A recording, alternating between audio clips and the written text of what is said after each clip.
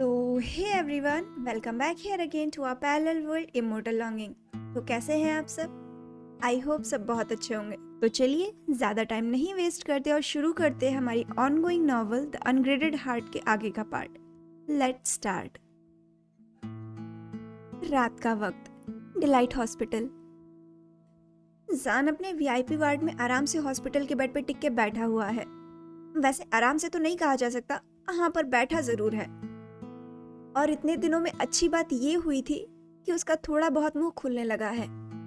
हाँ, अब वो थोड़ा बहुत बोलने लगा है। 5 दिन में उसने काफी अच्छा रिकवर किया है और अब तो वो पहले से काफी बेहतर महसूस कर रहा है। डॉक्टर ने भी कह दिया है कि अब अगर कोई प्रॉब्लम नहीं होती है तो वो जान को 2-3 दिन में डिस्चार्ज कर देंगे। खैर, फिलहाल ये तीनों दोस्त हॉस्पिटल को अपना कॉलेज बनाए हुए थे और हॉस्पिटल के इस रूम को अपना कॉलेज का कैंटीन। इन शॉर्ट, ये तीनों ही दोस्त यहाँ बैठे जान को कंपनी दे रहे थे और साथ ही साथ तीनों मिलकर गॉसिप भी कर रहे थे। शुआन इस समय जान के साथ उसके आधे बेड पर फैला हुआ है। उसी तरह चैंग भी इस समय वहीं साइड स्टूल पर बैठा हुआ है। और बेचारा बीमार जान, उसके बारे में तो पूछो ही मत। शुक्र है शुआन के अंदर थोड़ी बहुत तो इंसानियत बची थी, इसीलिए उसने अपने साइड में बेड पर थोड़ी सी स्पेस छोड़ दी थी। बेचारा जान उसी उतनी सी जगह पर बस टिका हुआ है, नहीं तो इन लोगों ने पूरा ही प्लान बना लिया था कि उसको बेड से नीचे ही कर देंगे। खैर, ये तीनों अभी यहीं बैठे बातें कर रहे थे। कभी कॉलेज के बारे में बातें हो रही थी तो कभी वो एक दूसरे की टांग खींच रहे थे, एक दूसरे को चढ़ा रहे थे। ये कह लो कि जो इतने दिन से दबी हुई भड़ास थी उन लोगों के दिल में, बस वही निकाल रहे थे। चैंग और शुआन तो कंटिन्यूअस बोल रहे थे, पर वहीं जान भी था जो बीच बीच में समय समय पर अपनी अटेंडेंस लगा दे रहा था। वो इन दोनों की बातें सुन रहा था, हंस रहा था, कभी कभी बीच में थोड़ा बहुत बोल भी ले रहा था। कुल मिला के ये लोग अपना मोमेंट एंजॉय कर रहे थे, जैसे कि पहले किया करते थे, एक दूसरे के साथ मजे कर रहे थे। तभी अचानक से बोलते ही बोलते दोनों के दोनों एकाएक रुक जाते हैं। जान का वही खिलखिलाता हुआ चेहरा एक बार फिर अपने सामने देखकर। हाँ, वो भयानक रात और अब उसके बाद बीते हुए ये कुछ दिन, सच में ये बीते कुछ दिन बद से ज्यादा बदतर थे। शुआन और चैंग ने उस रात डर का वो मंजर महसूस किया था जो वो दोबारा कभी नहीं करना चाहेंगे, सपने में भी नहीं, किसी के साथ भी नहीं। उस रात के बारे में याद करते ही बस दोनों की रूह कांप जाती है। उन्हें अपने एक दोस्त को खोने तक की नौबत आ जाएगी, ये उन्होंने कभी सपने में भी नहीं सोचा था। पर हालात कुछ ऐसे बन गए, ना सिर्फ ये सब सोचने के लिए ही मजबूर हो गए, बल्कि उन्हें ये सब जीना भी पड़ा। वो जान की आवाज सुनने के लिए जो इतने दिन से तरस रहे थे, उसकी हंसी, उसकी वो बनी टीथ वाली स्माइल देखने के लिए बेसब्र थे, तो बस एक बार फिर इमोशनल हो जाते हैं। उनकी आंखें एक बार फिर नम हो जाती हैं। माहौल में एकाएक बस खामोशी पसर गई थी। चैंग बस अपने दोनों नालायक दोस्तों को देख रहा था। पता नहीं वो इस वक्त क्या फील कर रहा था। शायद इस वक्त उसके इमोशंस उस पर हावी हो गए थे, पता नहीं। वो बस बिना कुछ सोचे अपने स्टूल से उठता है, शुआन को भी आगे खींचता है और बस दोनों मिलकर जान को हक कर लेते हैं। एक वार्म फ्रेंडली हक, एक ऐसा हक जिसमें केयर थी, कंसर्न था, दोस्ती, प्यार, सब कुछ छुपा हुआ था। इतना इमोशनल था कि वहां जितने भी लोग थे, ये तीनों बस उसको महसूस कर रहे थे। तीनों की आंखें बस नम हो गई थी। चैंग अपनी आंखों में भरा हुआ वो पानी पोंछते हुए बोलता है, तुम्हें सच में इडियट का टाइटल दे देना चाहिए, यू इडियट। अगर अगली बार हमें ऐसे डराया ना, तो वादा करता हूं, अगर जिंदा बच के तो मैं खुद तुम्हें मार डालूंगा, एक बार भी नहीं सोचूंगा। चैंग की ये धमकी सुनकर जान भी बस मुस्कुरा देता है। वो महसूस कर सकता है उसकी वो फीलिंग, उसकी वो दबी हुई भावनाएं, जो भी चैंग इस समय महसूस कर रहा है, क्योंकि वो खुद भी इन सब चीजों को महसूस कर रहा था। देखते ही देखते अचानक से ये हंसता खिलता खुशनुमा माहौल इमोशनल हो गया था। जान भी अपने दोस्तों को हक रिटर्न करता है। हाँ, उसके हाथ अभी कायदे से काम नहीं कर रहे क्योंकि उसमें बैंडेज लगा हुआ है, पर वो कोशिश जरूर करता है। और फिर वही ये माहौल लाइट करने के लिए अपनी स्माइल करते हुए बोलता है, अय्या ग्रम्पी पोटैटो, कितना दबाओगे मुझे, मेरी 2 हड्डियां तो तुम ही तोड़ दोगे। आह, मैं टूटा हुआ हूँ। तुम्हें मुझे इतनी धमकी देने की जरूरत नहीं है बडी।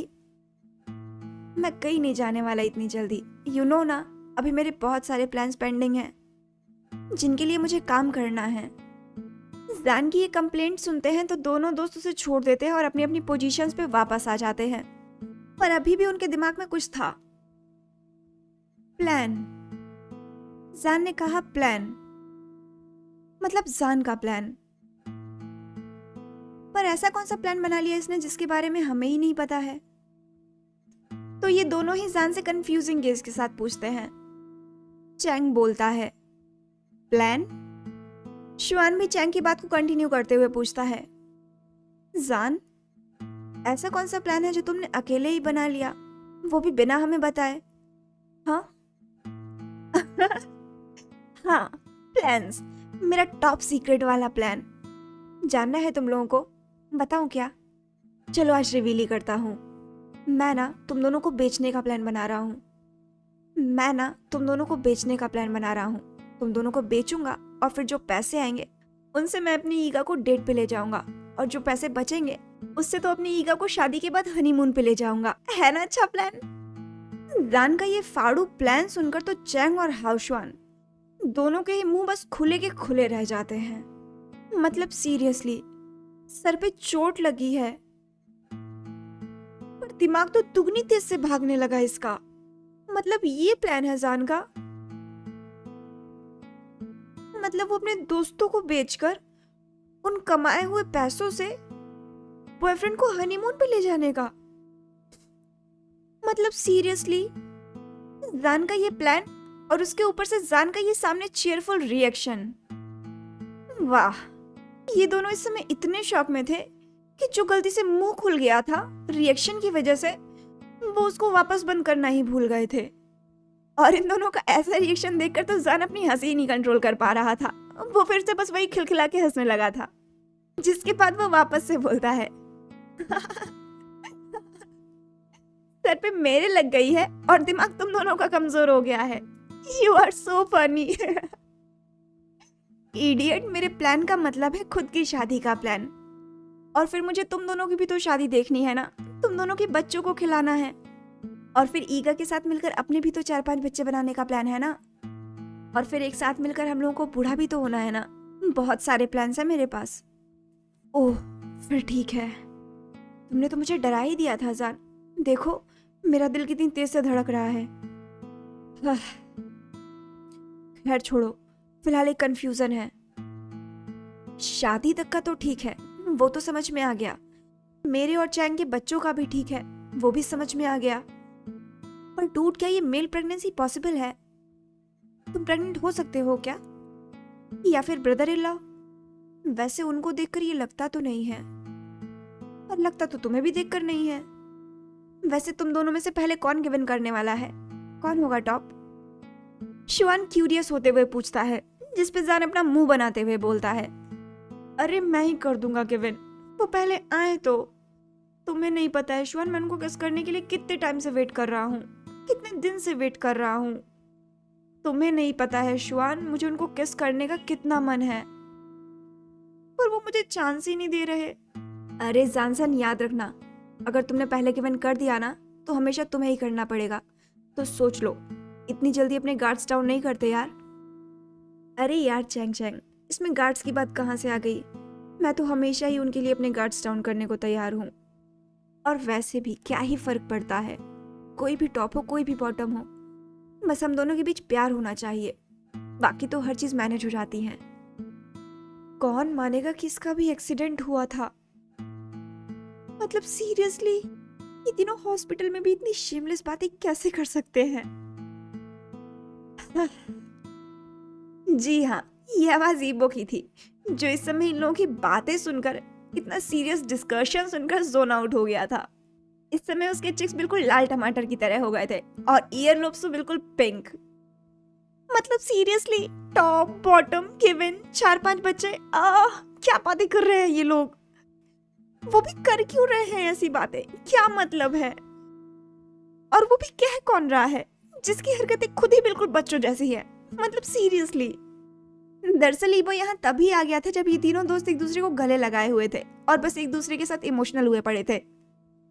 ईबो इन तीनों की बॉन्डिंग देखता है तो एक पल के लिए तो वो खुद भी इमोशनल हो जाता है और एक डिसेंट पर्सन के जैसे इन तीनों को स्पेस देने के लिए वहीं साइड में हटने की सोचता है। पर इससे पहले कि वो अपने एक कदम से दूसरा कदम आगे बढ़ाता कि वो सुनता है जान के मुंह से निकलती हुई वही सेंसलेस बातें। तो फिर क्या था, वो 2 मिनट अपनी क्यूरियोसिटी के चलते वही रुक जाता है, ये समझने के लिए कि ये टॉपिक जाने कहाँ वाला है।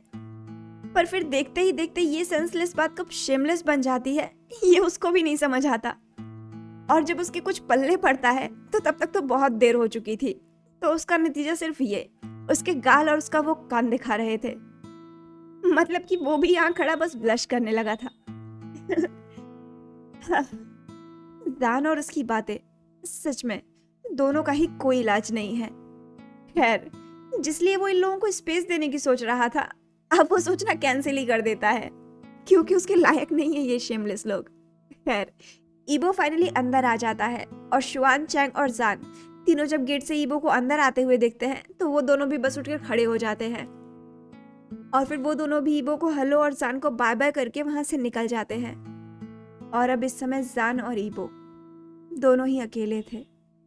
ईबो जान के बेड के पास जाता है और वही साइड टेबल पर रखे हुए टिफिन को उठाकर देखता है तो वो अभी भी भारी लग रहा था। मतलब कि जान ने अभी तक खाना नहीं खाया है।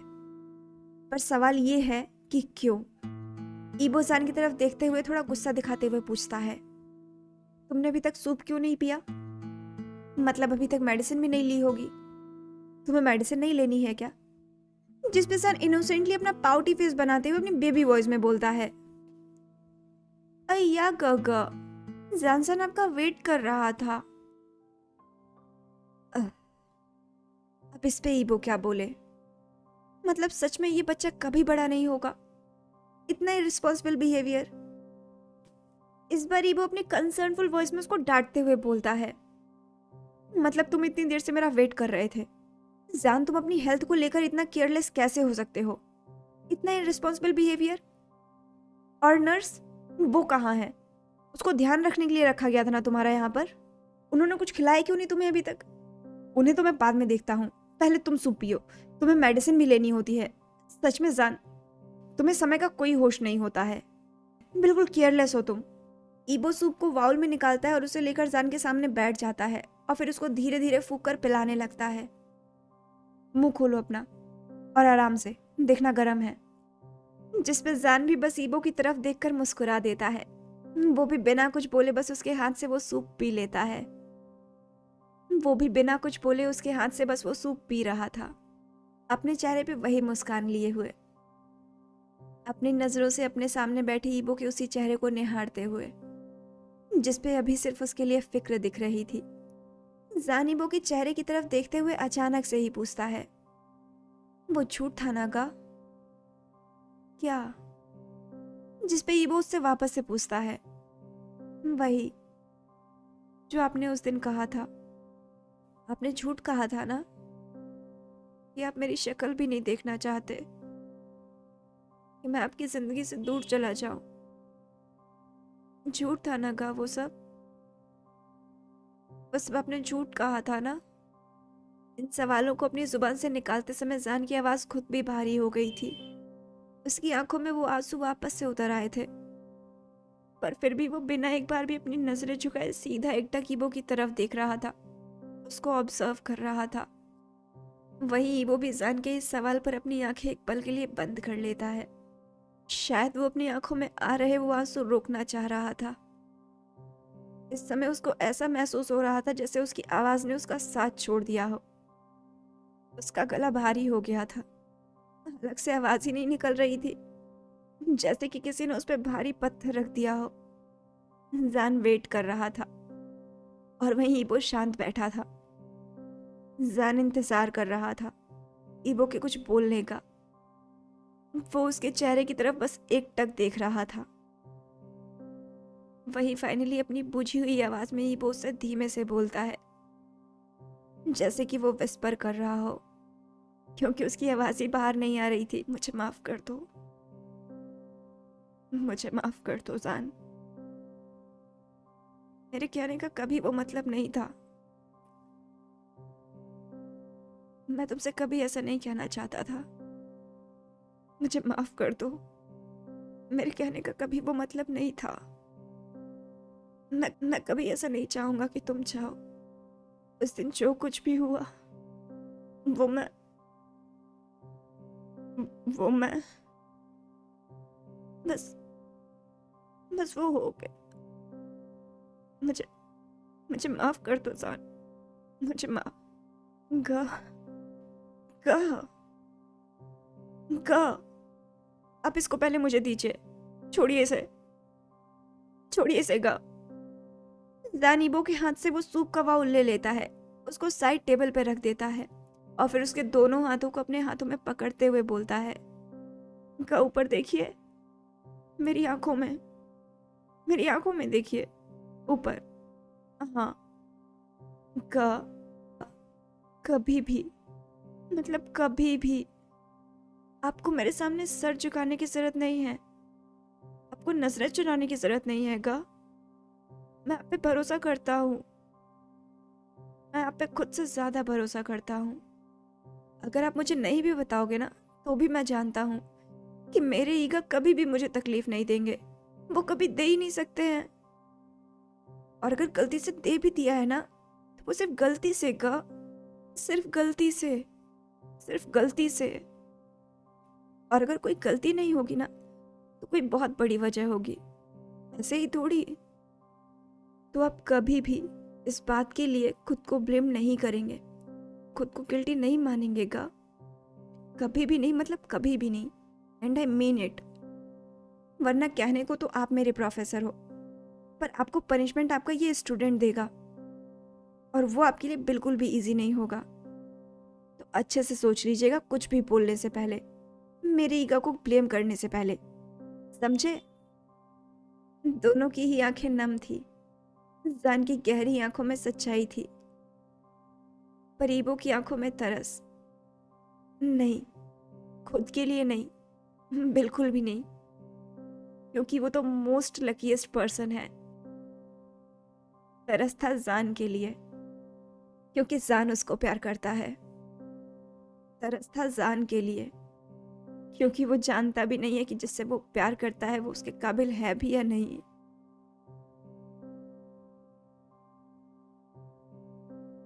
क्या ये प्यार तब भी वैसा ही रहेगा जब तुमको सच पता चलेगा? क्या तब ये प्यार नफरत में नहीं बदल जाएगा? ईबो के दिमाग में ये ख्याल आते के साथ ही वो अपनी नजरें एक बार फिर से नीचे झुका लेता है, जिसको देखकर जान को बिल्कुल अच्छा नहीं लगता। तो वो इस बार अपनी डोमिनेटिंग आवाज में बोलता है, उसको कमांड देते हुए, ग आई वॉन्ट टू किस यू। अब अगर आप नहीं चाहते कि मैं वहां आने में खुद को हर्ट करूं, तो मेरे पास आइए और मुझे खुद को किस करने दीजिए। I want to feel your lips. मुझे आपके लिप्स को फील करना है। इससे पहले कि जान आगे कुछ और बोल पाता, ईबो से पहले तुरंत ही उठकर जान के उन डिमांडिंग नर्म होठों पर अपने होठ रख देता है। लिप्स भले ही आगे बढ़कर ईबो ने रखे थे, पर उनको डिवोर्स जान कर रहा था, और ईबो सिर्फ उसका साथ दे रहा था। वो इस समय कुछ ऐसा महसूस कर रहा था कि जान उसके उन लिप्स के साथ साथ उसकी सोल को भी सक कर रहा हो। उसकी धड़कनें इस समय बढ़ी हुई थी।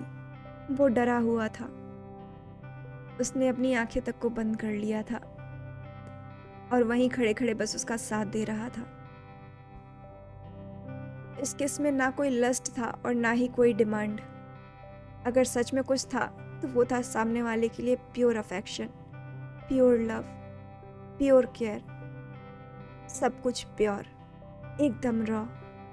इस बार जान खुद को डोमिनेट करते हुए उसे एक कंफर्ट और एश्योरिंग किस कर रहा था, जैसे कि वो उसको बता रहा हो कि कब कुछ भी हो जाए, मेरा प्यार आपके लिए हमेशा रहेगा। ये जान आपके लिए हमेशा रहेगा। ये जान सिर्फ आपका है और सिर्फ आपके लिए रहेगा। इस किस की फीलिंग इतनी प्योर थी कि ईबो, जो अभी कुछ देर पहले डर रहा था, कांप रहा था, वो अब कहीं गायब सा होने लग गया था, एकदम रिलैक्स सा होने लग गया था। उसकी आंखों से फिर से वही आंसू गिरने लग गए थे। जैसे कि वो उसे उस किस के थ्रू अपने दिल की वो हर एक फीलिंग शेयर कर रहा हो, जैसे उससे वो उस किस के थ्रू अपने दिल की वो हर अनकही फीलिंग शेयर कर रहा हो, जो कि उसने कभी किसी से नहीं कही। वो अपने दिमाग में चल रही हर वो एक चीज भूलकर बस उस किस में खो गया था और बस जान के पेस से पेस मिला रहा था। और वो इस किस को आगे भी कंटिन्यू करना चाहता था, पर जाना भी ठीक नहीं है। वो बीमार है, अभी उसको आराम की जरूरत है। बस यही सब कुछ दिमाग में आते के साथ ही वो बस खुद को जान से दूर कर लेता है। किस तो ओवर हो गई थी। ईबो ने खुद को दूर कर लिया और जान का मुंह बन गया, पर वो कुछ नहीं बोलता। दोनों बस एक दूसरे को देख रहे थे। जान के जिस हाथ में चोट लगी हुई थी, वो अपने उस हाथ को उठाता है और ईबो की आंखों के साइड से वो कॉर्नर वाला आंसू पोंछते हुए बोलता है, गा प्लीज रोया मत करो ना, मुझे नहीं पसंद है जब आप रोते हो, मुझे नहीं अच्छा लगता, मुझे भी रोना आता है, मुझे यहाँ पे दर्द होता है, यहाँ पे यहाँ पे। जान अपने दिल की तरफ इशारा करते हुए बोल रहा था। वही वो अपनी बात को वापस से कंटिन्यू करते हुए बोलता है, वैसे ईगा, अगर आप सच में मेरे लिए सॉरी फील कर रहे हो तो मैंने आपको पहले ही बर्डन फ्री होने का ऑप्शन बता दिया है। एक्सेप्ट कर लो और फ्री हो जाओ। मेरे कहने का मतलब है कि मेरे बॉयफ्रेंड बन जाओ और मुझे अपना बॉयफ्रेंड बना लो। फिर मेरी केयर करो, अच्छे से मेरी केयर करो, मेरी सेवा हो जाएगी और आप अपने बर्डन से फ्री हो जाओगे और मुझे मेरा ईगा मिल जाएंगे। है ना अच्छा आइडिया? ईबो जान की बॉयफ्रेंड बनने वाली डिमांड एक बार फिर से सुनता है तो वो बस खुद को मुस्कुराने से रोक नहीं पाता। वो एक बार फिर बस हंस देता है। इस हालत में भी ये नहीं सुधरने वाला, मतलब ये इस हालत में भी नहीं सुधरने वाला, इसका कुछ नहीं किया जा सकता। ईबो का ये मुस्कुराता हुआ चेहरा देखता है तो जान भी वैसे ही मुस्कुरा देता है और वापस से अपनी वही धीमी आवाज में बोलता है, ये हुई ना बात का, अब लग रहा हो ना मेरे प्यारे से अच्छे से ईगा। ऐसे ही रहा करो, अच्छे लगते हो, रोते हुए बिल्कुल अच्छे नहीं लगते आप। इस पे ईबो भी बस हल्का सा नोट करता है और बस वैसे ही हल्का सा और मुस्कुरा देता है, जिसपे तो जान की स्माइल और भी बड़ी हो जाती है। वो आगे कुछ बोलने ही जाता है कि तभी पीछे से जान की वो नर्स आ जाती है और फिर वो बोल देती है, एक्सक्यूज मी सर, पेशेंट की दवाई का टाइम हो गया है। हाँ हाँ मुझे दीजिए। जिसपे ईबो उस नर्स से दवाई ले लेता है और जान को खिला देता है और फिर वो नर्स भी अपना काम पूरा करके वहां से चली जाती है और वहीं ईबो भी अब जान को आराम से लेटा देता है और वहीं खुद भी वहां काउच पे जाने लगता है आराम करने के लिए। जिसपे जान उसको पीछे से रोकते हुए अपनी इनोसेंट सी वॉइस में बोलता है, ईगा, आज आप प्लीज क्या यहाँ मेरे बगल में लेटोगे प्लीज? जान तुम्हें कंफर्टेबल फील नहीं होगा, तुम्हें रिलैक्स होने की जरूरत है, चोट लगी है ना, हर्ट हो जाओगे, तुम यहाँ आराम से लेटो, मैं यहाँ काउच पर ही हूँ। ईबो कहता है, जिसपे जान अपने बेड पे साइड में जगह बनाते हुए बोलता है, नहीं नहीं का, मैं बिल्कुल कंफर्टेबल हूँ, मुझे यहाँ पर अकेले अच्छा नहीं लग रहा, मुझे आपके साथ रहना है, प्लीज यहाँ पर देखो ना बगल में कितनी सारी जगह है, देखो मैं भी थोड़ा साइड हट जा रहा हूँ, अब देखो अब और भी जगह है, इतनी जगह में तो आप आ जाओगे गा, हम दोनों आ जाएंगे, आओ ना गा प्लीज, जल्दी से आओ। ईबो जान का ये इनोसेंट सा प्लीडिंग लुक देखता है तो वो भी बस मना नहीं कर पाता, वो मान जाता है और बस बिना कुछ बोले उसके बगल में आता है और उसके इस वीआईपी बेड पर उसके बगल में लेट जाता है, इस बात का पूरी तरह से ध्यान रखते हुए कि जान उसकी वजह से कहीं हर्ट ना हो जाए। वीआईपी बेड इतना बड़ा तो था ही कि ये दोनों लोग उस पर आराम से लेट सकते थे। वहीं जान भी बिना कुछ बोले बस उसके बगल में लेट जाता है और उसके हाथ को उठाकर खुद के सिर के नीचे रख लेता है और अपना वो बैंडेज लगा हुआ हाथ बड़े ही आराम से उसके ऊपर रखकर बस अपनी आंखें बंद कर लेता है। Good night girl, I love you, अब आप ही सो जाइए। जान ने भले ही अपनी आंखें बंद कर ली थी पर ईबो अभी भी उसके उस चेहरे को देख रहा था। I love you, I love you. जान की जुबान से निकला ये शब्द कितना प्योर लगता है ना। मुझे माफ कर दो जान, तुम एक अपने जैसा इंसान डिजर्व करते हो, ना कि मेरे जैसा। You don't deserve a cursed man like me जान। तुम मुझे डिजर्व नहीं करते जान। You don't. My soul is destroyed. I am completely ruined। मैं डरता हूँ जान, मैं डरता हूँ। मुझे डर लगता है। तुम्हारी आंखों में खुद के लिए नफरत देखने से डर लगता है। तुम मेरे बारे में कुछ नहीं जानते जान। जिस दिन जान जाओगे उस दिन तुम भी सबकी तरह नफरत करने लगोगे मुझसे। जिस दिन तुम्हें पता चलेगा कि मैं तुम्हारे साथ सेल्फिश होना चाहता हूँ जान। पर मुझे डर भी लगता है कि वो लोग हमें साथ नहीं रहने देंगे। वो लोग मुझे तुम्हारे साथ नहीं रहने देंगे जान। पर मैं तुम्हें कभी कुछ नहीं होने दूंगा, वादा करता हूँ तुमसे। ईबो बस आगे बढ़कर बगल में लेटे हुए जान के फोरहेड पे किस करता है और बस वो भी जान के उस हाथ को अपने हाथों में लिए आंखें बंद कर लेता है जो जान ने उसके सीने पर रखे हुए थे, ठीक उसके दिल के ऊपर। और बिना कल की परवाह किए बस वो दोनों भी दो पल सुकून की आगोश में खो जाते हैं।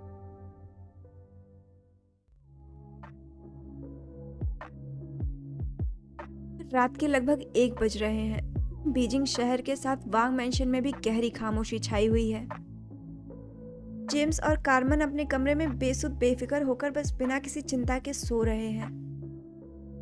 पर वहीं कोई है जो रात के इस पहर भी जग रहा है, और वो शख्स कोई और नहीं बल्कि उनका खुद का बेटा है, ईबो है। नई उत्साह, नई उमंग से भरा हुआ, कुछ नया करने की चाह में महज 19 साल का ईबो, जो नए नए रोमांच करने के नशे में इतना खो गया है कि उसको अंदाजा भी नहीं है कि कहाँ जा रहा है, किस राह पे जा रहा है, और ये नई राह उसको आने वाले किस सफर के किस मोड़ पर ले जाने वाली है। सुनहरी सुबह दिखाने वाली है जो कि उजाले से भरी हुई है, या फिर इन्हीं काले घने अंधेरों के बीच कहीं गुम कर देने वाली है।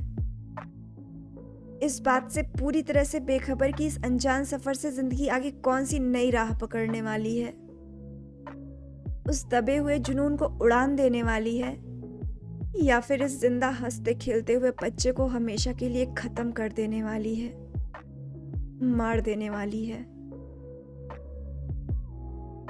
किसी ने सच ही कहा है, किसी भी बड़ी चीज की शुरुआत किसी छोटे से ही होती है। फिर चाहे वो किसी एक छोटे से बीज से पूरे जंगल का निर्माण होना हो, या फिर किसी हल्की सी एक छोटी सी ही चिंगारी से उस जंगल में आग लग जाना हो और पूरे जंगल का तबाह हो जाना हो। हर चीज की शुरुआत सिर्फ एक छोटे से ही होती है। बिल्कुल उसी तरह यहाँ पर भी उस एक छोटी सी चिंगारी की शुरुआत हो चुकी थी। कब से ये पता नहीं, पर अगर मोटा मोटा याद किया जाए तो शायद तब से, जब से जेम्स वांग ने ईबो को बांधना शुरू कर दिया था, या फिर शायद तब से जब से ईबो के दिल में दुनिया को और करीब से जानने की ख्वाहिश पलने लगी थी, या फिर शायद तब से जब से ईबो कॉलेज में पहुंच गया था, या फिर उस एक पल से जब से डेविन की नजर उस पर पड़ गई थी और वो इस मासूम से 19 साल की ईबो से दोस्ती करने में कामयाब हो गया था। तब से, कब से ये पता नहीं, पर आज का हाल ये है कि इस समय ईबो घर में बिना किसी को बताए, बिना किसी को भनक भी लगने दिए, सबसे छुपते छुपाते डेविन के साथ बाहर नाइट आउट कर रहा है, रात के 1 बजे। डेविन इस समय ईबो को एक अलग ही जगह पर लेके आया है, जहाँ के माहौल का तो क्या ही कहना। यहाँ का ये लाउड म्यूजिक, जगह जगह पर ग्रुप में नाचते लोग, हर तरफ सिर्फ शोर ही शोर, जैसे कि दुनिया में शांति का कोई नामो निशान ही ना हो। यहाँ पे एक अलग ही नशा है, यहाँ पर एक अलग ही नशा है, हर तरफ सिर्फ नशा ही नशा। नशा है जोश का, नशा है म्यूजिक का, नशा है अल्कोहल का, नशा है फास्ट ड्राइविंग का, और नशा कुछ और भी चीज़ों का है। नशा जैसे इन हवाओं में घुला हुआ है, जो बस सांसों से मिलकर जिस्म में जा रहा है। और बस नसों में दौड़ रहा है, अलग ही ऊर्जा दे रहा है। और दुगना या 4 गुना नहीं, बल्कि 10 गुना उत्साह बन के बाहर आ रहा है। नशा, अलग सा ही नशा। नशा उजाले का नहीं, नशा अंधेरों का।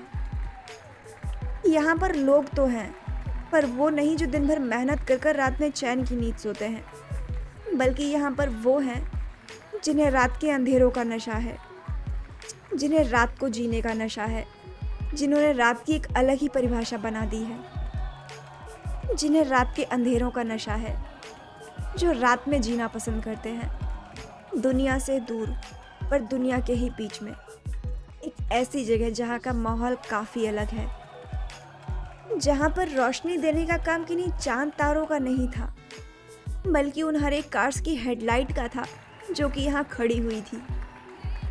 यहाँ पर शोर था, हल्ला था, लाउड म्यूजिक भी था, बाइक्स और कार्स के हॉर्न की लगातार आवाज़ें भी आ रही थी, लोगों के हूटिंग की आवाज़ें आ रही थी, तो कहीं कहीं कुछ लोगों के लड़ने की आवाज़ें भी आ रही थी।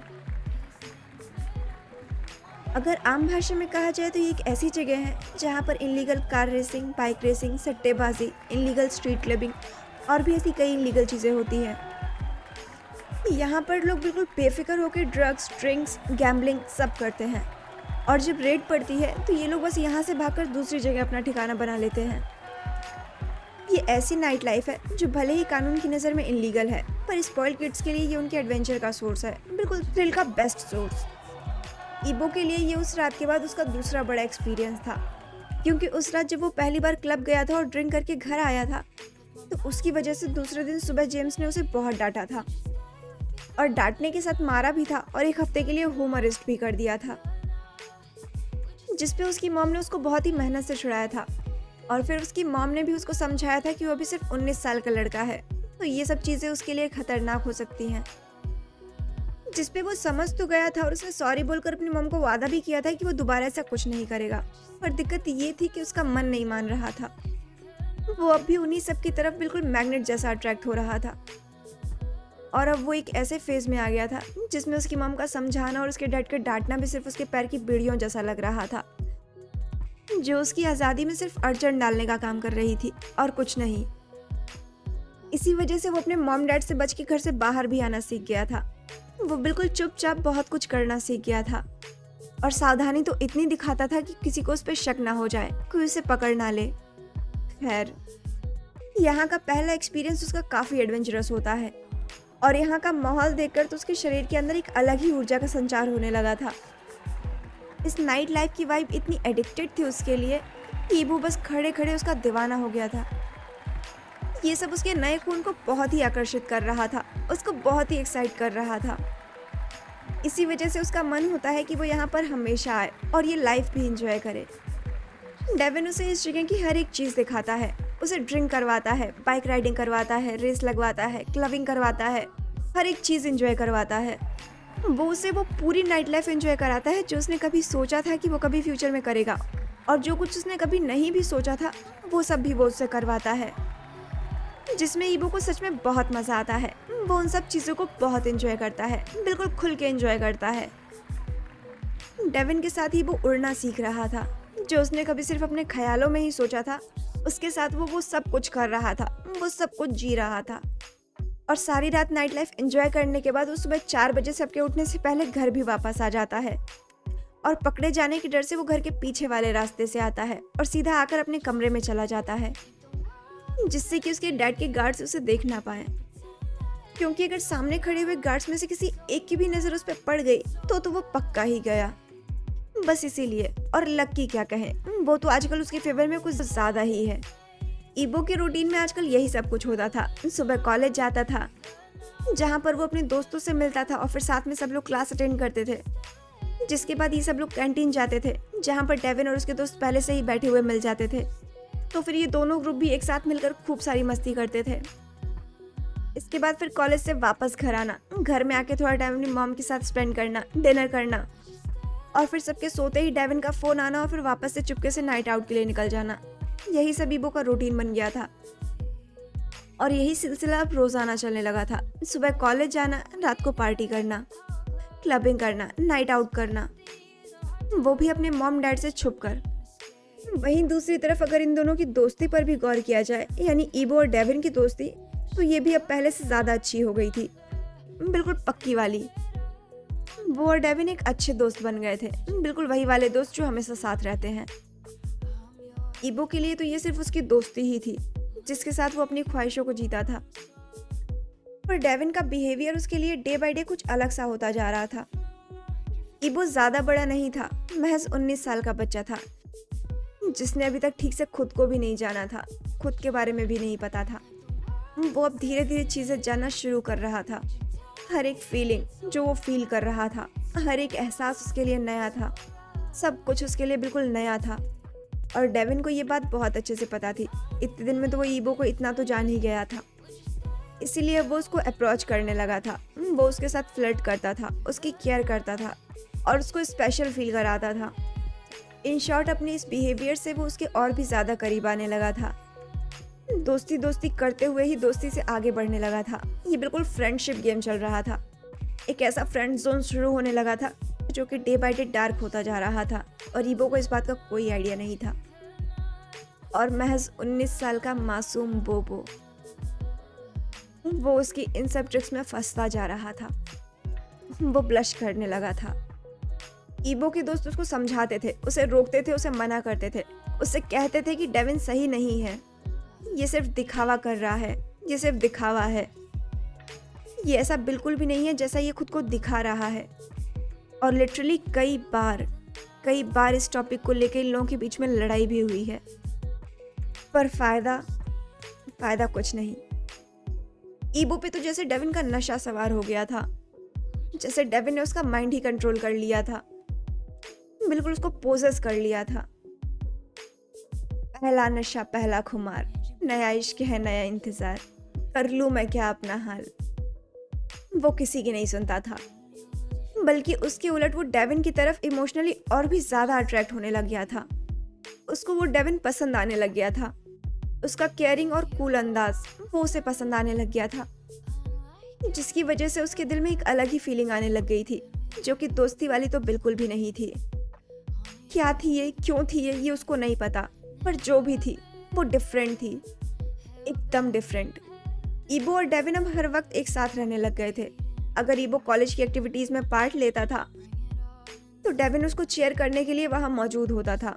अगर डेविन किसी एक्टिविटी में पार्ट लेता था तो ईबो उसको एनकरेज करने के लिए वहाँ आता था।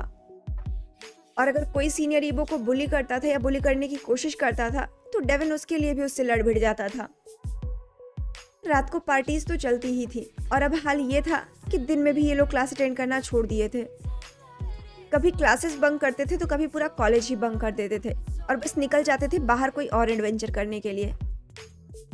डेविन के साथ मिलकर ईबो इन सब में इतना घुल गया था कि वो खुद क्या था वो खुद को ही भूल गया था। डेविन ने उसकी मासूमियत में उसको इतना बदल दिया था, उसको बिल्कुल अपने जैसा बना दिया था। और ईबो को इस बात का अंदाज़ा भी नहीं था कि वो अपनों से कितनी दूर आ गया है, उन लोगों के बीच आ गया है जो उसके लिए कभी नहीं थे, जो उसके कभी नहीं थे, जहाँ पर वो इतने सारे लोगों के बीच में होकर भी वो अकेला था। और मज़े की बात तो ये कि उसको पता ही नहीं था कि वो अकेला है। अगर वो सिर्फ 2 पल रुककर अपने पीछे देखता तब तो उसे एहसास होता ना कि वो अकेला है, उसके पीछे कोई नहीं है, ना कोई दोस्त ना कोई और। पर वो 2 पल रुकता कैसे, पर वो पीछे देखता कैसे, वो मुड़ता कैसे? डेविन ने कभी उसको वो 2 पल दिए ही नहीं, उसको रुकने ही नहीं दिया, पीछे मुड़ने ही नहीं दिया। वो बस उसको भगाता रहा। और ये वो बस एडवेंचर के नशे में भागता रहा, बस भागता रहा। वो कॉलेज में भले ही एंजॉय करने आया था, मेमोरेबल लाइफ बनाने आया था, पर वो सिर्फ 19 साल का था। सिर्फ 19 साल थी उम्र उसकी, और वो उस 19 साल की उम्र में इतना आगे बढ़ गया था जिसके बारे में उसके मॉम डैड को खबर भी नहीं थी। वो जो उसको वांग एम्पायर्स का हायर बनाना चाहते थे, उसको आइडियल बनाना चाहते थे, उनको इस बात की खबर भी नहीं थी। इस बात का एहसास भी नहीं था कि उनका बेटा क्या कर रहा है, कहाँ जा रहा है, किन रास्तों पे चल रहा है। डैड अपना बिजनेस बढ़ाने में, उसको डांटने में, उसको उसके बड़े भाई से कंपेयर करने में कि उसका बड़ा भाई कितना काबिल है, इन सब में इतने बिजी रहते थे कि कभी उस पर ध्यान ही नहीं दिया कि वो कर क्या रहा है। और वहीं उसकी मॉम कारमन, वो भी तो अपने काम में ही बिजी रहती थी। हाँ, वो समय समय पर उसका साथ देती थी, उसको उसके डैड की डांट से बचाती थी, पर क्या सिर्फ यही काफ़ी था? उनको हल्का हल्का दिख तो रहा था कि ईबो के साथ कुछ बदल रहा है, पर एक तो ईबो उनकी सुनता नहीं था, और दूसरे जेम्स वांग ने खुद ही इतना डरा रखा था ईबो को कि बेचारी उसकी मम कुछ भी बोलने से पहले खुद ही रुक जाती थी। सोच में पड़ जाती थी कि वो उस बेचारे को कुछ बोलें भी या नहीं बोलें, कि उसकी बेचारी मम उससे कुछ बोलने से पहले ही रुक जाती थी, क्योंकि एक ने ही उस बच्चे को इतनी बुरी तरह डरा रखा है, तो अगर वो भी कुछ बोलेगी तो बस छोड़ ही दो फिर। खैर, ईबो अब सब कुछ कर रहा था जो जो डेविन उससे करवा रहा था। वो अब वो लड़का नहीं रह गया था जो उसके डैड उसको बनाना चाहते थे, एक जिम्मेदार इंसान जो उनका सर फक्र से ऊंचा कर दे, बल्कि उसके उलट वो तो पता ही नहीं क्या बन गया था। उसको अब daily clubbing, parties, drinking, smoking, night में इलीगल बाइक रेसिंग, ये सब करने में मजा आने लग गया था।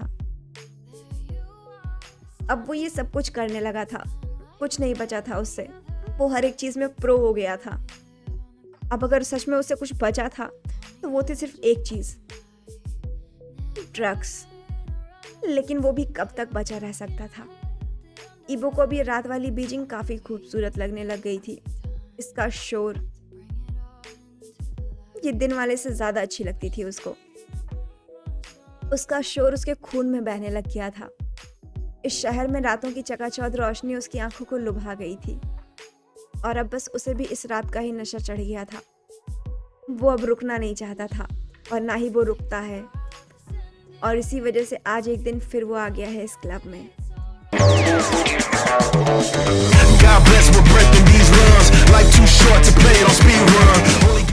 यहाँ पर इस समय लाउड पार्टी म्यूजिक चल रहा है। कुछ लोग इस लाउड म्यूजिक के धुन पे नाच रहे हैं, तो कुछ लोग अपनी ही धुन में नाच रहे हैं, जैसे कि वो लोग किसी अपने ही जोन में हो, कोई सूखा नशा करके नाच रहे हो। वहीं पे कुछ कपल्स मेकआउट भी कर रहे थे। पूरा क्लब बिजी था, किसी को किसी की नहीं पड़ी थी, सब अपने अपने काम में बिजी थे, सब अपना अपना एंजॉय कर रहे थे। पूरा क्लब इस समय हाई पीक पे था। क्लब ग्राउंड पूरा का पूरा कांप रहा था। जहां पर एक तरफ सब लोग हल्ला मचा रहे थे, नाच रहे थे, मेकआउट कर रहे थे, वहीं पर और भी कुछ लोग थे जो बस एक साथ ग्रुप में बैठे हुए थे। कई ग्रुप्स बने हुए थे, कुछ लोग रमी खेल रहे थे, तो कुछ लोग और कुछ खेल रहे थे, तो कुछ लोग अपना बेट लगा के जीतने में लगे हुए थे, कुछ लोग सिर्फ बैठे ड्रिंक्स ले रहे थे, तो कुछ लोग वहीं बार काउंटर पे खड़े बारटेंडर से बातें कर रहे थे। वहीं वहाँ काउंटर के बारटेंडर्स वो लोगों से बातें भी कर रहे थे, उनके ड्रिंक्स भी प्रिपेयर कर रहे थे और उनको एंटरटेन भी कर रहे थे। ये क्लब बिल्कुल ऐसी वाइब दे रहा था जैसे कि ये कोई अंडरग्राउंड क्लब हो। क्लब के अंदर हर तरफ धीमी लाल रोशनी फैली हुई थी, जिसमें किसी का भी चेहरा कायदे से एक दूसरे को साफ नहीं दिख रहा था। ईबो जब यहाँ का अलग माहौल देखता है तो अपनी क्यूरियोसिटी के चलते पूछता है, वाओ डेविन, हम लोग इस क्लब में पहले क्यों नहीं आए? ये क्लब तो उस पहले वाले से बड़ा भी है और अलग भी है, काफी अच्छा है ये। क्या वाइब है यहाँ की यार, मजा ही आ गया। वाओ, माय बाओ बाओ, यहाँ पे मैं हमेशा आता हूँ, पर मैं तुम्हें इसलिए यहाँ पे नहीं लेके आया क्योंकि मुझे लगा कि ये तुम्हें पसंद नहीं आएगा। पर अब जब मेरे शुगर कैंडी को ये पसंद है तो डैडी उसको यहाँ पे हमेशा लेके आएंगे। डेविन उसे फ्लर्टियस वे में बोलता है, जिस पे ईबो ब्लश करते हुए बोलता है, ये क्या क्या नए नए नाम निकालते रहते हो तुम डेविन मेरे लिए? मेरा नाम ईबो है, ना कि कोई शुगर बेबी, तो प्लीज ईबो ही बुलाओ ना। और ये क्या मतलब होता है डैडी का? मतलब पूछने पर कभी बताते तो हो नहीं, बस बोलते रहते हो। बताऊंगा माय बेबी बाओ बाओ, आराम से बताऊंगा, पर अभी नहीं, आराम से, वो भी डिटेल्ड एक्सप्लेनेशन के साथ। पहले मुझे मौका तो मिले। मौका? किस चीज़ का मौका? सिंपल से क्वेश्चन का आंसर देने के लिए कोई मौका चाहिए होता है क्या? तुम भी ना डेविन। बताना है ना तो मैं बता दूंगा आराम से, मौका ही तो चाहिए। मुझे तो मौका ही चाहिए। फिक्र मत करो, वो मुझे जल्दी ही मिलेगा, मैं जल्दी ही बना लूंगा, बस वेट करो तुम, माय शुगर कैंडी। और फिर इतना अच्छा एक्सप्लेन करूंगा कि कभी नहीं भूलोगे, ट्रस्ट मी। और अब ज्यादा सवाल जवाब नहीं, चलो वहां चलते हैं। इसके बाद वहीं डेविन ईबो को खींचकर बारटेंडर के पास ले जाता है और बारटेंडर को पत्ती देते हुए कुछ इशारा करता है, जिससे वो बारटेंडर समझ भी जाता है और सीधा अपने काम में लग भी जाता है। वो उसके लिए कोई स्पेशल ड्रिंक प्रिपेयर करने लगता है। ईबो उसको उसमें कुछ मिक्स करते हुए बहुत ही क्यूरियोसिटी के साथ देख रहा था। तभी उसके साइड में एक और लड़का आके खड़ा हो जाता है, जो डायरेक्ट डेविन से बोलता है, जैसे कि वो उसको पहले से ही जानता हो। हे डेवो, आज बहुत दिन बाद मिले हो यार, कहाँ गायब हो गए थे, कहीं चले गए थे क्या? हमेशा की तरह आज भी लोगे ना? मेरे पास आज नया माल आया है। जिस पे डेविन एक नज़र अपने सामने खड़ी ईबो को देखता है और फिर वापस उस लड़के से बोलता है, मैं इसके लिए कभी मना करता हूँ क्या डूड? नहीं ना? ऑफ कोर्स मैं लूँगा, पर एक बात बताओ, सॉलिड तो है ना? अरे हाँ डूड, भरोसा कर अपने इस दोस्त पर, पूरा मज़ा देगी, तू ट्राई करके तो देख, वो लड़का बोलता है। फिर ला। जिसके बाद वो लड़का पॉकेट से वो पैकेट निकालता है जिसमें वो पाउडर सब्सटेंस था और वो उसे डेविन के हाथ में रख देता है, जिसको देखकर डेविन बस स्मक करता है और फिर उसे नाक के पास ले जाकर स्निफ करने लगता है। उसका उस पर कुछ असर नहीं हुआ था, पर वो बस पैकेट ही काफ़ी था डेविन के अंदर नशा जगाने के लिए। और फिर उसको थोड़ा पैकेट से बाहर निकालकर उसको जीभ पे रखता है, उसका थोड़ा सा टेस्ट करता है। वहीं उसका ये रिएक्शन ईबो क्यूरियोसिटी के साथ देख रहा था। वो खुद के दिमाग में उठ रहे सवालों को कंट्रोल नहीं कर पाता और बस उसे पूछ लेता है, ये क्या है डेविन? जिस पे डेविन एकदम नशीले अंदाज में बोलता है, जैसे कि उस पर इसका नशा चढ़ गया हो। जन्नत। जन्नत कैसे? अरे जन्नत है ये बाबा, जन्नत, हेवन, इसको हेवन कहते हैं। इसको बस एक बार चख लो तो सुकून की उस सीढ़ी पे पहुंच जाओगे जो हम तुम जैसे लोग हमेशा चाहते हैं। ईबो कंफ्यूजन में पूछता है। वो उस पैकेट को अपने हाथ में उठाकर बहुत ही ध्यान से देख रहा था। वो उसको सूंघता भी है, पर उसको कुछ ज्यादा खास समझ नहीं आ रहा था। तो वो डेविन से एक बार फिर पूछता है, क्या है ये डेविन, और ये जन्नत कैसे हुआ? जहां तक मेरी नॉलेज कह रही है कि ये है। डेविन, क्या ये सच में ड्रग्स है? हाँ, तो मैं भी तो वही बोल रहा हूँ ना कि ये जन्नत है, जन्नत, हेवन। पर ये गलत है, हमें ये नहीं करना चाहिए, ये बुरा है। ईबो अपोज करता है, जिस पे डेविन उसको कन्विंस करने के लिए कोशिश करते हुए बोलता है, अरे बाबा, दुनिया में कुछ भी गलत नहीं होता, मैं कह रहा हूँ ना, बस हमारी कैपेसिटी होनी चाहिए उसको लेने की। पहले तुम्हें ड्रिंक करना भी तो गलत लगता था ना, पर अब देखो तुम करते हो कि नहीं? और हमें कौन से ये रोज करना है, डेली थोड़ी लेने आ रहे हैं हम इसे। एक बार इसे लेकर देखो, दोबारा मन ना करे तो मत लेना, सिंपल। जब तक ट्राई नहीं करोगे बाबा, तब तक कैसे पता चलेगा कि ये जन्नत है भी या नहीं? That's why I'm saying, at least you should try it once. That's why I'm saying. नहीं, बिल्कुल नहीं डेविन, आई एम सॉरी, पर ये नहीं, आई कांट ट्राई इट, ये बुरा है। डेविन के इतना कोशिश करने के बाद भी वो सीधा साफ मना कर देता है, क्योंकि वो जानता है कि ये गलत है। जिस पे डेविन उसकी तरफ बस कंधा झटकाते हुए बोलता है, छोड़ो, तुम्हारे बस का नहीं है ये। मैं कैसे भूल जाता हूँ कि तुम बच्चे हो, तुम्हारे साथ यहाँ आना ही नहीं चाहिए था। तुम जाओ, जाके दूध पियो। तुम एक काम करो, ये लो ड्रिंक, तुम बस यही ड्रिंक करो, तुम्हारे बस का सिर्फ यही है जो तुम कर सकते हो। मैं तो इसको ही लूंगा। डेविन का ये मॉक सुन के ईबो को बुरा तो बहुत लगता है, पर फिर भी वो अपनी बात पे अडिग रहता है।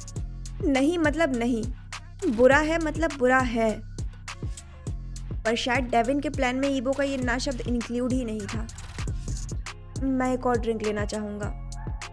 जिसके बाद ईबो वही काम कर रहे बारटेंडर को बोलता है कि उसके लिए एक और ड्रिंक प्रिपेयर करे, पर उसकी नज़र से छुपकर डेविन भी उस बारटेंडर को कुछ इशारा करता है, जिसपे वो बारटेंडर भी बस हंसकर नोट कर देता है और ईबो के लिए ड्रिंक प्रिपेयर करने लगता है।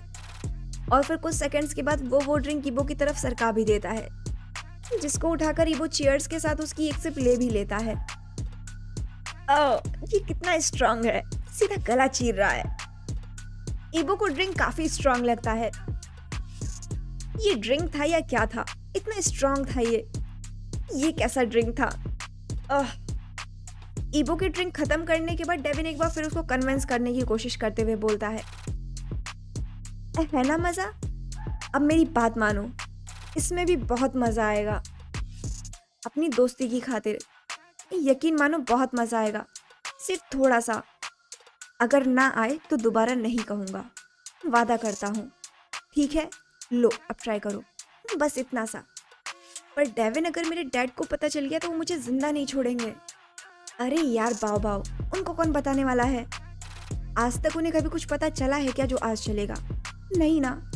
बस थोड़ा सा ले लो, बेफिक्र रहो, कुछ नहीं होगा, किसी को कुछ नहीं पता चलेगा।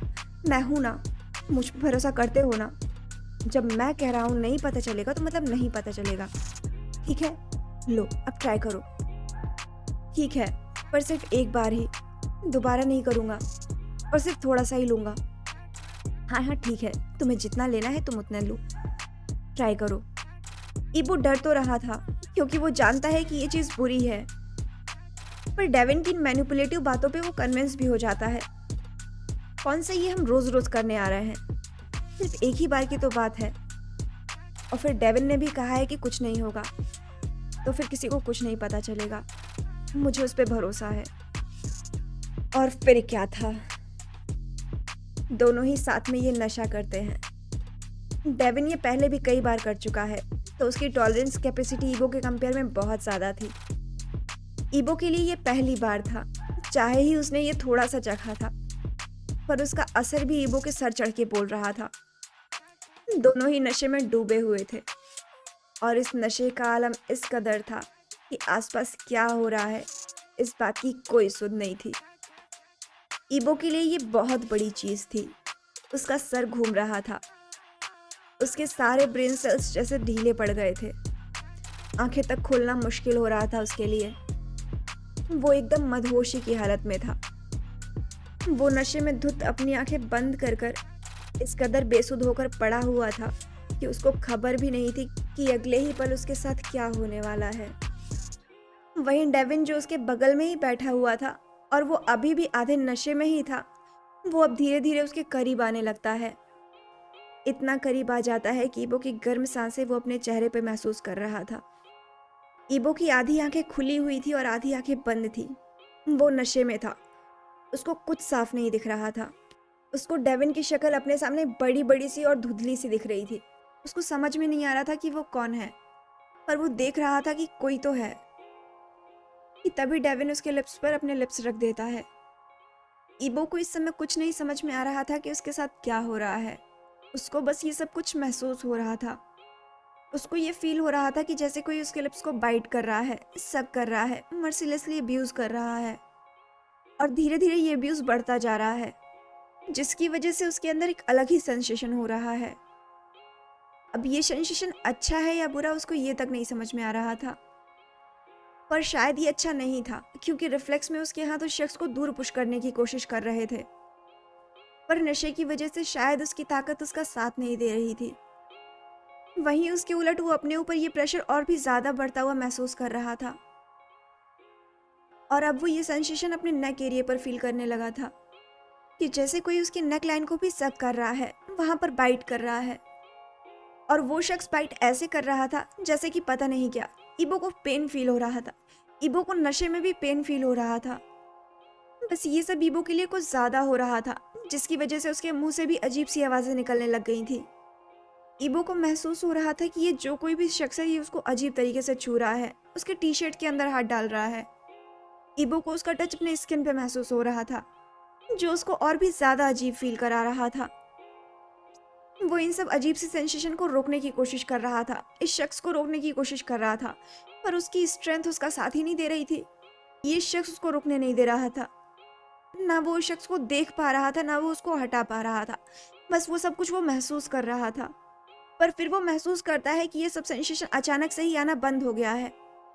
अब उसको कुछ नहीं फील हो रहा है। ईबो का दिमाग कुछ भी नहीं समझ पा रहा था कि क्या हो रहा है। बस वो महसूस करता है कि जैसे कोई उसको खींच रहा है, कहीं पर ले जा रहा है। कौन है ये शख्स?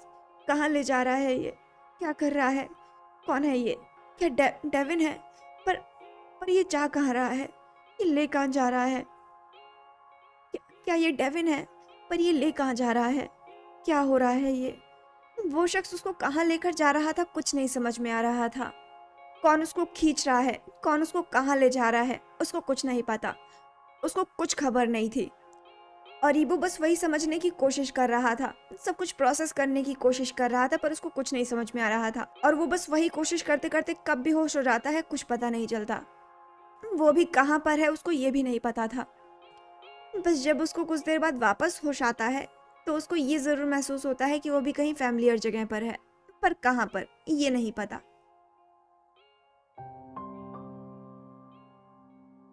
काका, काका, माय हैंडसम ईगा, सुबह हो गई।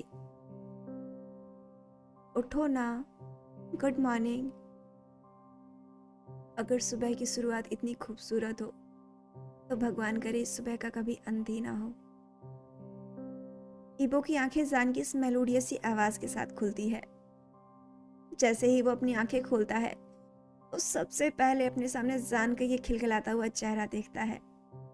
बिल्कुल सूरज जैसा चमकता हुआ चेहरा, जिसने सूरज की सारी किरणों को अपने अंदर समेट लिया हो।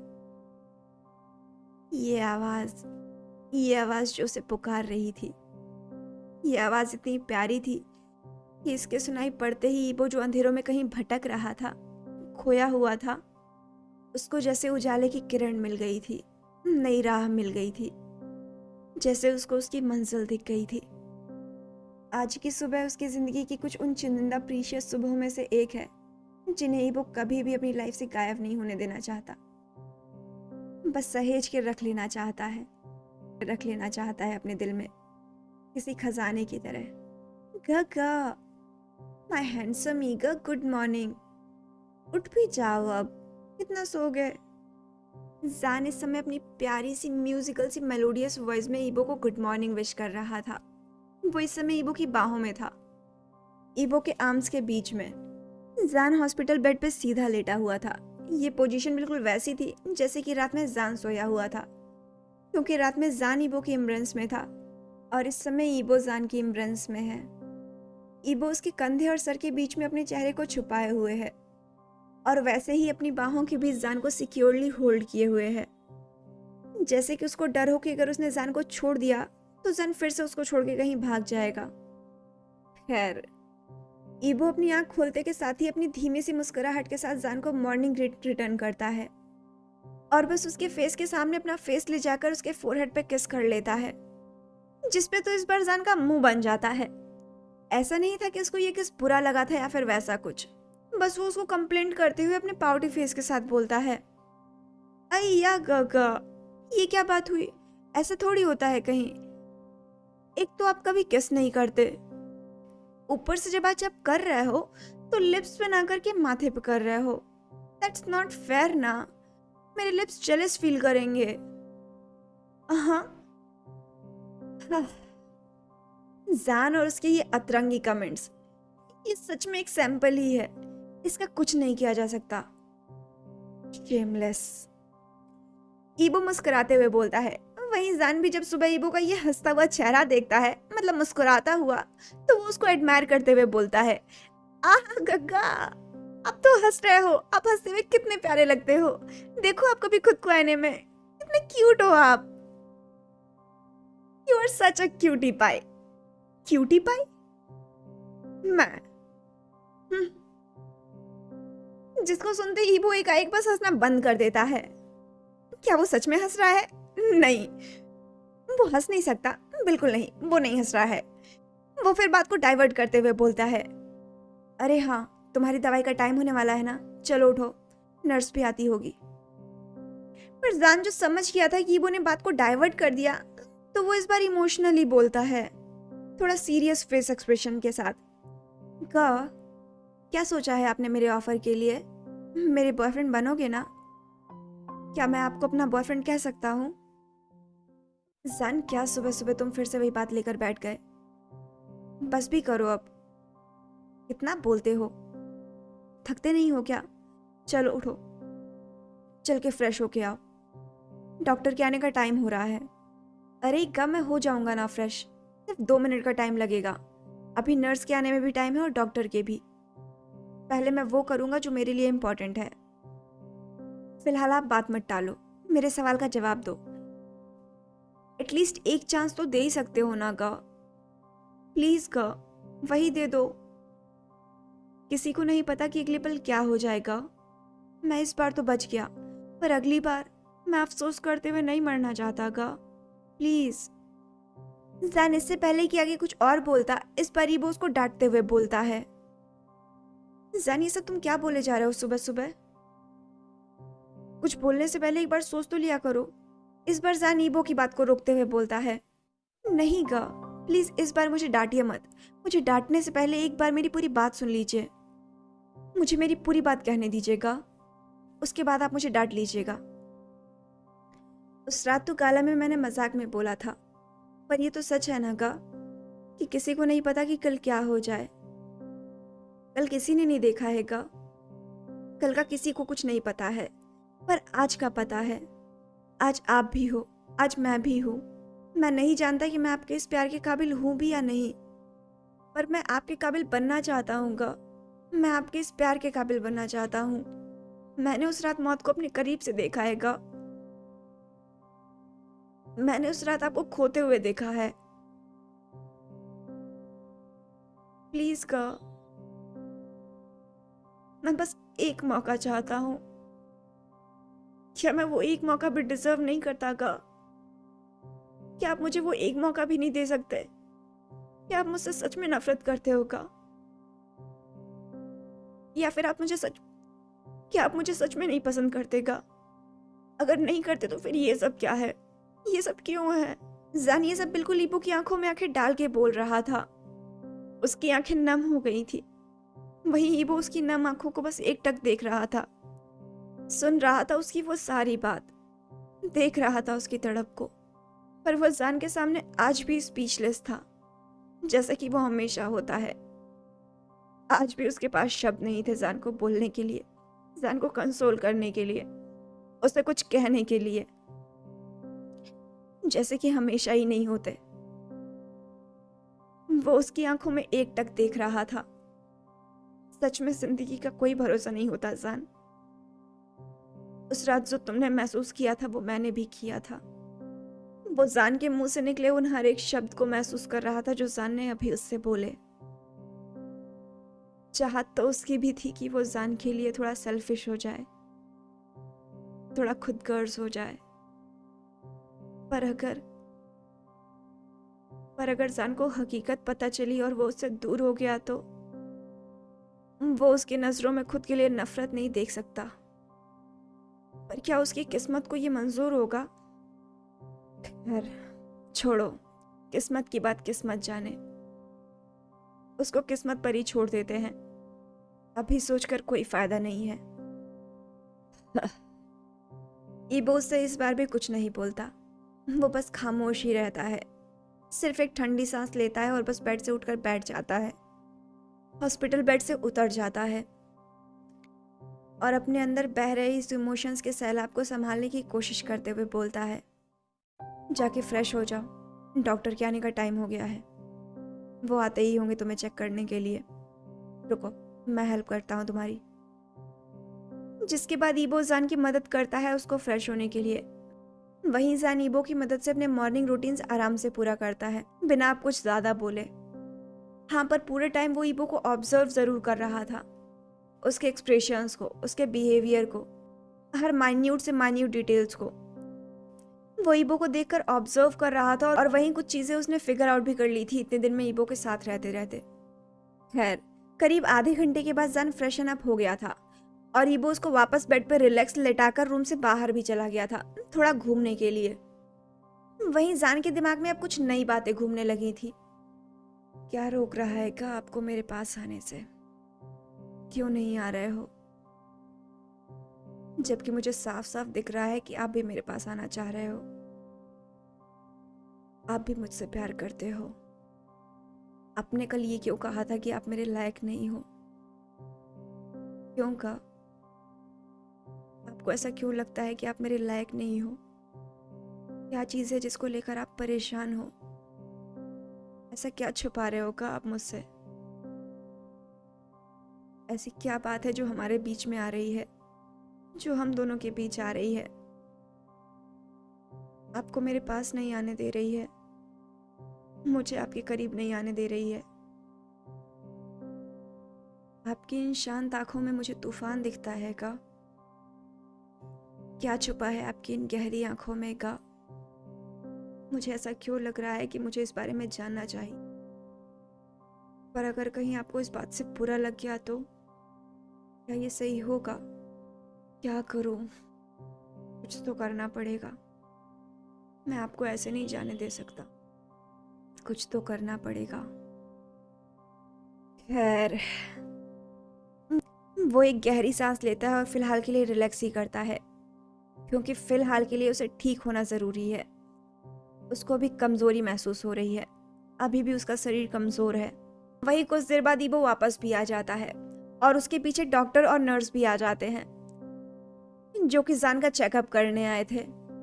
डॉक्टर जान को चेक करते हैं और उसको बताते हैं कि वह पहले से बेहतर है और वो रिकवर अच्छे से कर रहा है।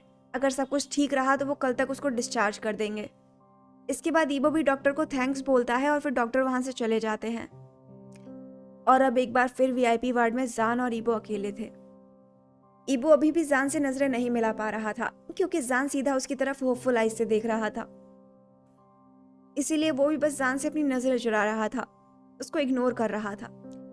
पर जान जो उसी की तरफ देख रहा था, वो जब देखता है कि ईबो उससे नजरें चुरा रहा है तो वो उससे कुछ बोलने की कोशिश करता है। पर इससे पहले कि वो कुछ बोलता, तभी वार्ड में तूफान से भी ज्यादा तेज रफ्तार से चैंग और शुआन आ जाते हैं, बिल्कुल कबाब में हड्डी की तरह। बिल्कुल जान के मुंह से यही निकला था, कबाब में हड्डी। हाय बडी, गुड मॉर्निंग। ऑल गुड ना? तुम्हें पता है तुम्हारे लिए हमारे पास गुड न्यूज है। Good news? ऐसी कौन सी गुड न्यूज है तुम्हारे पास? जान पूछता है। तो वही ईबो कंफ्यूजिंगली शुआन और चैंग की तरफ देखता है, जिसपे चैंग और शुआन दोनों ही फ्रैंकली बिल्कुल हंसते हुए बोलते हैं, बिल्कुल अपनी बत्ती से दिखाते हुए। गेस व्हाट, कल कॉलेज ग्रुप पे मैसेज आया है, हमारे एग्जाम्स स्टार्ट होने वाले हैं। है ना गुड न्यूज? व्हाट? जान बिल्कुल शॉक्ड एक्सप्रेशन लिए इन लोगों की तरफ देख रहा था। उस बेचारे का सर घूम गया था। उस पे अचानक से ही इतना जोर पड़ गया था कि वो दर्द होने लगा था, तो बस वही पकड़ के बैठ जाता है, बिल्कुल वर्ड वाला एक्सप्रेशन लिए हुए। और वहीं खड़ा ईबो जब जान को इस तरह से देखता है तो उसको और भी ज्यादा चिंता हो जाती है। वो जान से पूछता है, जान क्या हुआ, सर में दर्द हो रहा है? डॉक्टर को बुलाओ, ठीक तो हो ना तुम? जिसपे जान पेनफुल एक्सप्रेशन के साथ दिल पे हाथ रखते हुए बोलता है, हाँ गा, मैं ठीक हूँ। वहीं शुआन सामने हंसते हुए बोलता है, हाँ डूड, बिल्कुल बिल्कुल, मुझे पता है तुम ठीक हो। प्रोफेसर ये बिल्कुल ठीक है। ये न्यूज़ ही इतना बड़ा वाला गुड न्यूज़ है ना, ये रिएक्शन तो ऑब्वियस था। नेवर माइंड जान, मुझे पता है तुम ठीक हो। हम लोगों पर भी बिल्कुल ऐसा ही असर हुआ था। चैंग तो इतना ज्यादा सरप्राइज्ड हो गया था कि वो सीधा बेड से ही नीचे गिर गया था। देखो ये अभी तक काला पड़ा हुआ है इसके। शुआन चैंग के सर का चोट दिखाते हुए बोलता है, जो कि सच में काला पड़ा हुआ था, जिसपे चैंग भी बस आइज रोल करता है। जान को तो सदमा लगा था, वो शॉक्ड में था, पर वही ईबो, वो इन लोगों को देख के बस हंस रहा था। वहीं शुआन भी जब ईबो को हंसते हुए देखता है तो उसको और भी तेज हंसी आ जाती है। मतलब आखिर पहली बार शुआन ने अपने ब्रदर इन लोग को हंसते हुए देखा है। वो भी उन लोगों के ऐसे बेकार से जोक पर। भगवान कहाँ से सूरज निकला है। वहीं वो इन लोगों को एक साथ छोड़कर अपने घर के लिए निकल जाता है, क्योंकि उसे भी कॉलेज जाना है और उसके लिए रेडी होना होगा। वो इस समय अपने कमरे में आईने के सामने खड़े होकर शर्ट्स के स्लीव्स बटन लगा रहा है। वो खुद को आईने में देख रहा है और उसके जहन में अभी भी जान की वही सारी बातें गूंज रही हैं, जो जान ने उससे भी थोड़ी देर पहले हॉस्पिटल में कही। जिंदगी का कभी कोई भरोसा नहीं होता का, कब किसके साथ क्या हो जाए कुछ पता नहीं होता। मैं अफसोस करते हुए नहीं मरना चाहता का। तेरी आंखों में जो गहराई है वो मुझको हर पल बुलाती है। तेरी आंखों में जो गहराई है, तेरी आंखों में जो गहराई है वो मुझको हर पल बुलाती है। मैं खुद को रोकूं लाख मगर ये दूरी फिर भी मिट जाती है। तेरी आंखों में जो गहराई है वो मुझको हर पल बुलाती है। मैं खुद को रोकूं लाख मगर ये दूरी फिर भी मिट जाती है। मैं चाहूं तुझ में खो जाना पर एक उलझन सी रह जाती है। तेरी हर बात में जो सच्चाई है वो मेरे दिल को छू जाती है। तेरी हर बात में जो सच्चाई है वो मेरे दिल को छू जाती है। मैं चाहूं तुझ में खो जाना पर एक उलझन सी रह जाती है। अगर तेरा प्यार ही मेरी तकदीर है तो मैं खुद से क्यों डरता हूँ। अगर तेरा प्यार ही मेरी तकदीर है तो मैं क्यों खुद से डरता हूँ। क्यों हर कदम पे रुकता हूँ, क्यों खुद से ही सवाल करता हूँ। जो तेरा साथ मुकम्मल कर दे शायद वही मेरा जवाब होगा। तेरी बाहों में सिमट जाऊं तो मेरा हर डर भी खामोश होगा, तो मेरा हर डर भी खामोश होगा। इस बात का इल्म है मुझे। ईबो वहीं खड़े खड़े सोच ही रहा था कि तभी उसको डोरबेल बजने की आवाज आती है। ईबो जाकर डोर ओपन करता है तो सामने कोई अनजान शख्स खड़ा था जो उसके लिए कोई लेटर लेके आया था। सर, यहाँ पर साइन करना है, ये लीजिए पेन। ईबो बस पेन लेकर साइन कर देता है और वो लेटर रिसीव कर लेता है। Thank you sir, have a good day. वहीं उसके बाद अंदर आकर ईबो एनवेलप ओपन करता है तो ये उसी के किए हुए किसी मेल का रिस्पॉन्स था। वो उस लेटर को ऊपर से नीचे तक बिना किसी एक्सप्रेशन बिल्कुल सपाट चेहरे के साथ पढ़ रहा था कि तभी उसका फोन बजता है। ईबो वो फोन उठाता है तो अगेन कॉलर आईडी पे वही सेम नेम। आजकल ये पता नहीं कि उसको कुछ ज्यादा ही कॉल करने लगे हैं। खैर, ईबो कॉल अटेंड कर लेता है तो उसके डैड हमेशा की तरह एक बार फिर पहले बोलना शुरू करते हैं। सुनो, तुम्हारे फियांसे के डैड इस वीकेंड एक डिनर गैदरिंग ऑर्गेनाइज कर रहे हैं तो मेरे साथ तुम भी इनवाइटेड हो। वो तुमसे मिलना चाहते हैं तो बिना किसी ना नुकुर के रेडी होकर सीधा मेंशन आ जाना। हम यहीं से साथ में वहां चलेंगे।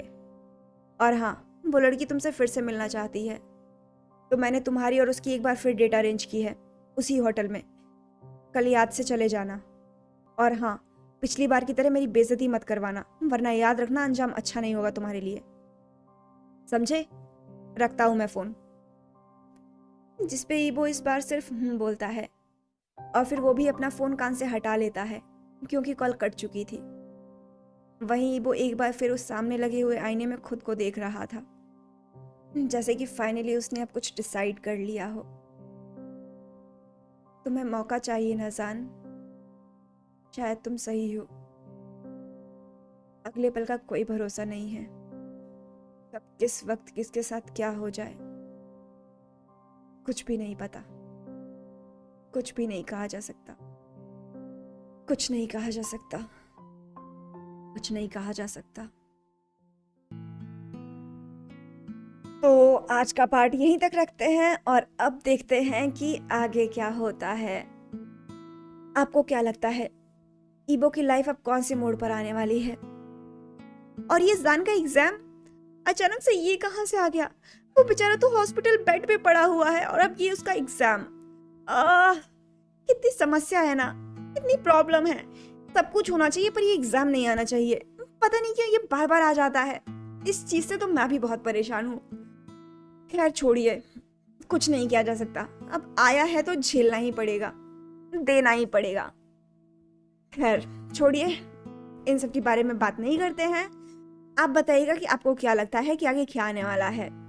अपने व्यूज कमेंट सेक्शन में जरूर मेंशन कीजिएगा, मैं जरूर पढ़ूंगी। बाकी तो फिर मिलते हैं अगले पार्ट में। तब तक के लिए बाय बाय। और हाँ, अगर हो सके तो मेरा चैनल लाइक करिए, शेयर करिए और सब्सक्राइब कर दीजिए। प्लीज प्लीज प्लीज कर दीजिए, प्लीज सब्सक्राइब कर दीजिए। तो बाकी मिलते हैं अगले पार्ट में, तब तक के लिए बाय बाय।